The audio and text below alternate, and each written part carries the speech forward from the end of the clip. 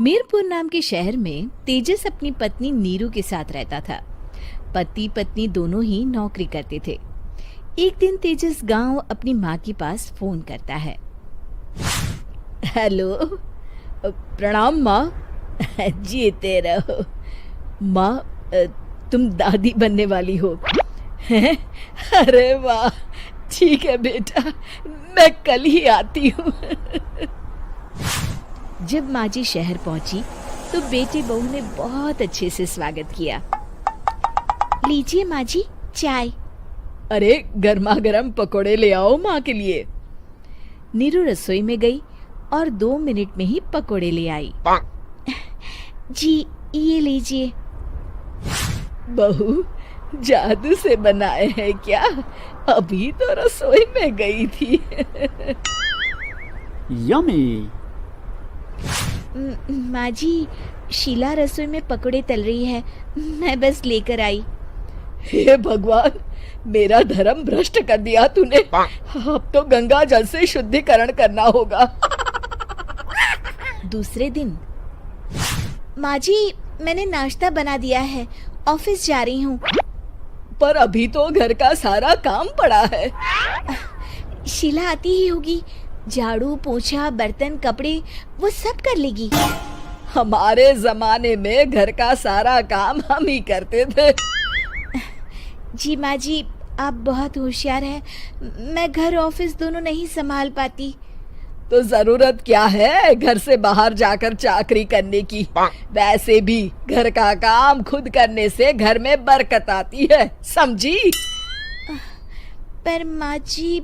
पर वर कुछ नहीं, इस महीने की पगार मिले फिर ऑफिस बंद है। हाँ। रात को नीरू तेजस से कहती है, सुनिए जी, माँ जी बोल रही थी कि मैं नौकरी छोड़ दूं। वैसे ठीक ही तो है, अभी तुम्हें आराम की जरूरत है। फिर भी आराम कहाँ, शीला को छुड़ाने के लिए बोल रही थी।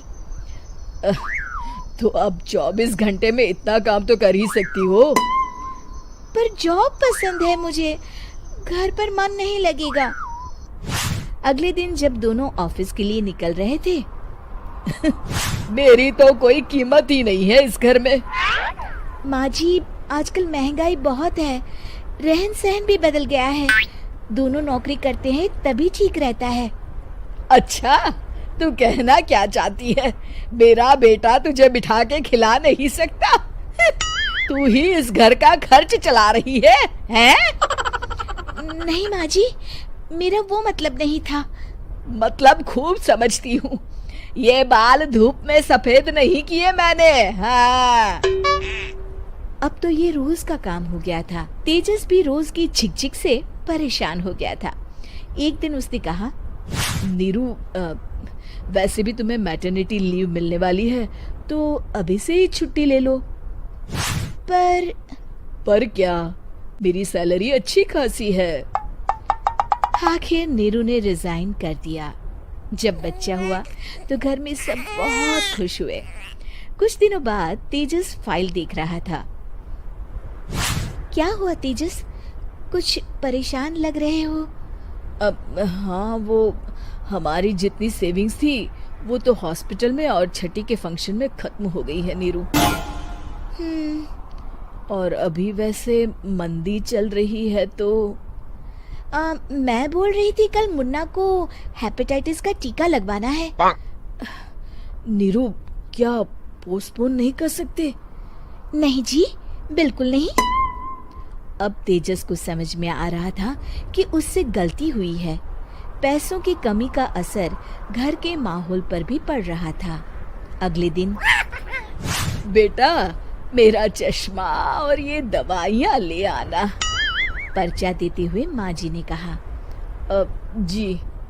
तेजस, मुन्ना के लिए दूध का डिब्बा और डायपर भी ले आना, और ये किराने के सामान की लिस्ट है, इसे भी लाना है। तेजस गुस्से में लिस्ट मरोड़कर फेंकता है और चिल्लाता है, पैसे क्या पेड़ पर उगते हैं? ये ले आना, वो ले आना। अरे पर ये जरूरत का सामान ही है। वो गुस्से में बिना कुछ कहे ऑफिस चला गया। अरे लंच तो ले जाइए। नीरू दौड़कर डिब्बा पकड़ाती है एक दिन खाना खाने के बाद, नीरू, अब तो मुन्ना कुछ बड़ा हो गया, तो अब तुम वापस ज्वाइन कर लो ना जॉब। पर इस रिसेशन में जॉब मिलना बहुत मुश्किल है। ट्राई तो करो। फिर मुन्ना, माँ जी है ना, और एक फुल टाइम मेड भी लगा लेंगे। पर माँ जी, उन्हें तो पसंद नहीं। तभी माँ जी वहाँ आ जाती है और प्यार से नीरू के सर पर हाथ फेरते हुए बोलती है, अब मेरी समझ में आ गया बहू, पहले के और अब के समय में अंतर है। तुम काम शुरू करो, मुन्ना की जिम्मेदारी मेरी। मेरी प्यारी माँ जी, ये कहकर नीरू उनके गले लग गई। शिक्षा, परिवर्तन संसार का नियम है, हमें भी समय के साथ चलना चाहिए। उम्मीद है कि आपको हमारी ये कहानी पसंद आई होगी। कृपया हमारे चैनल को सब्सक्राइब करें और सभी अपडेट्स के लिए बेल आइकन जरूर क्लिक करें। और हाँ, वीडियो लाइक और शेयर करना मत भूलिएगा। Bye bye.